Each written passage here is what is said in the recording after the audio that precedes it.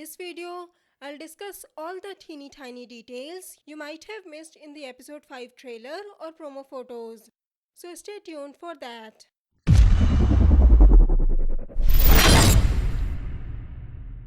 Hello everyone, welcome to Ultimate Book Maniacs, your one-stop for book and TV series reviews. I post episode reviews, top 10 and theory videos. So make sure to subscribe this channel, and if you wanna make sure you never miss a video, click the bell icon to turn on notifications. Most of these pictures are from the episode 5 trailer, and even those who aren't doesn't reveal much about the next episode. But when has that stopped us from taking in every detail and figuring out what might happen? I'll begin with what might happen in the episode first and then move on towards the end. In this picture, Dany seems heartbroken. She is mourning the loss of her friend and child. In the trailer, we see Tyrion entering the painted table/war council room, probably to try to console her.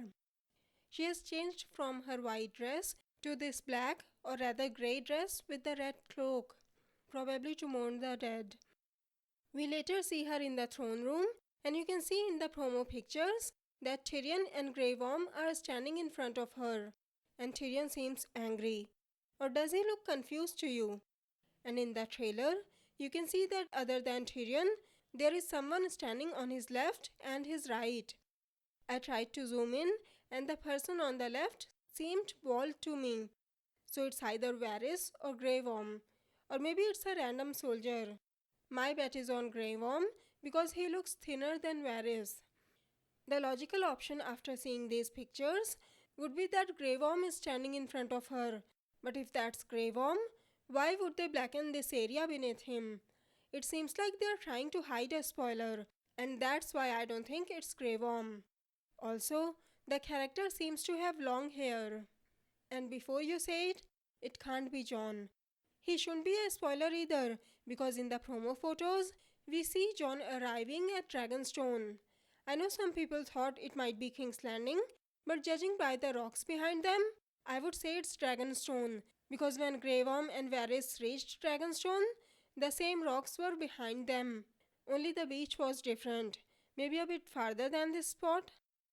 And we also see Varys walking beside Jon. He's probably trying to convince Jon to announce his name and take his claim. Or maybe he is just showing his concern about the mental state of Dany. What do you think?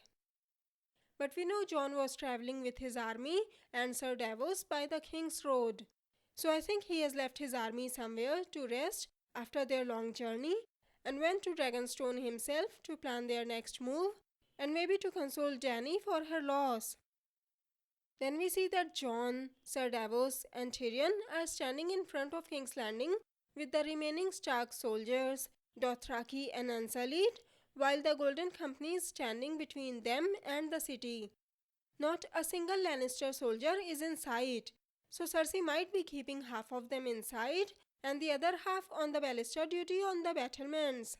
We do see some Lannister soldiers getting ready to fire an arrow. The Golden Company is expendable to her, so she would throw them at Dany's armies.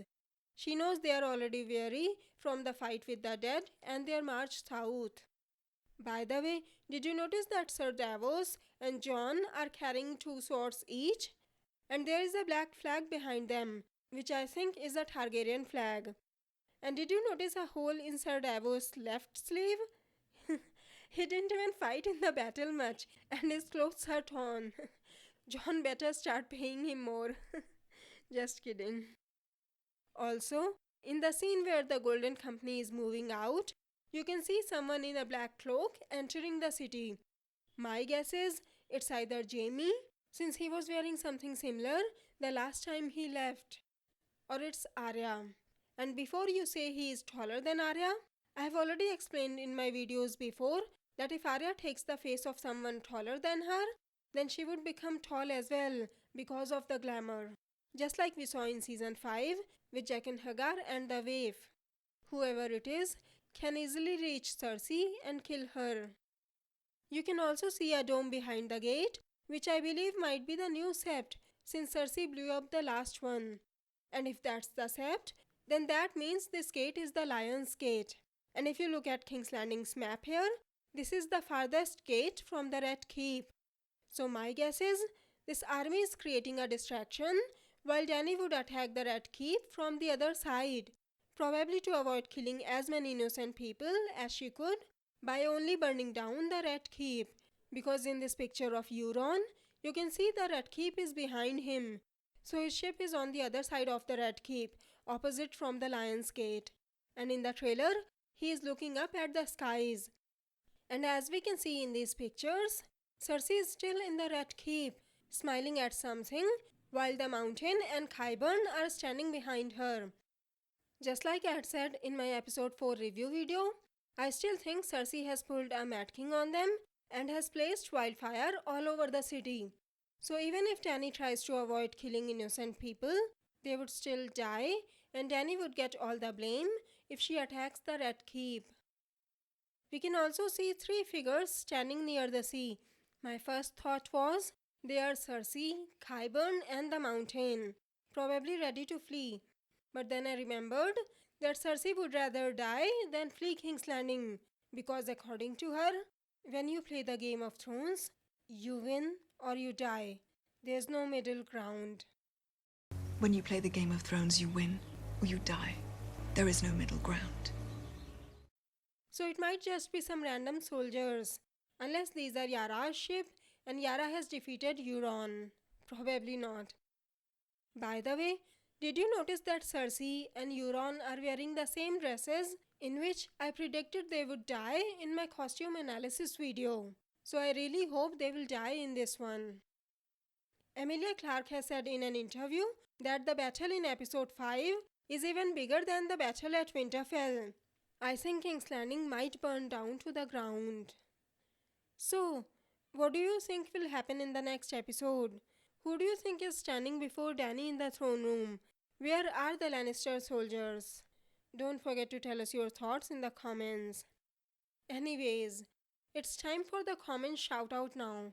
Today's comment shout out goes to Stacey Smith, who said, "Hey UBM, I can't help but wonder if they left the Night King plot hanging in Game of Thrones only because it will be covered at length in the prequel that's supposed to cover the Age of Heroes and the Long Night.